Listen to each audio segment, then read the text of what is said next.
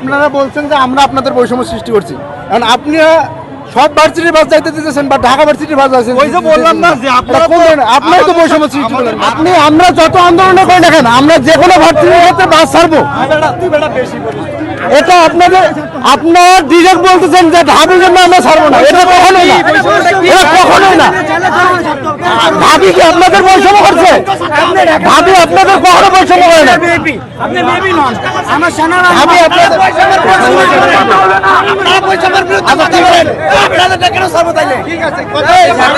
আপনাদের আপনারা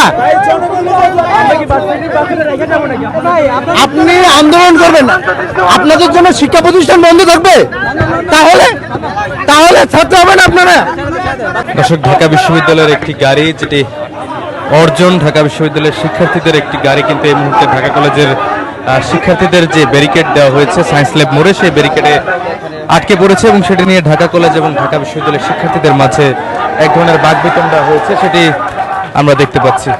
কালকে এমন ঢাবির পোলাপান অনেকে বলছে যে অনলাইনে কি কিছু বললে ওইটা ধরে কাজ করা যাবে। অনলাইনে তো অনেক কিছু বলতেছে। আপনাদের ভিতর থেকে অনেকে চাচ্ছে যে আমরা বাসুরি চাই না, ওইটা তো ফেক না ভাই।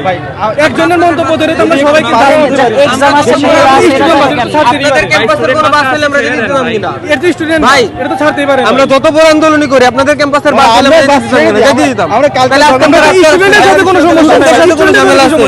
আমাদের সাথে আপনার কি ঝামেলা? আমি স্টুডেন্ট, ঢাকা বিশ্ববিদ্যালয়ে এখানে বৈষম্য কোথায়? সব মানে স্টুডেন্টদের এখানে বৈষম্য আমরা যে আমরা আমাদের বাস ছাড়তে বলতেছি, বাকিদের বলতেছি না।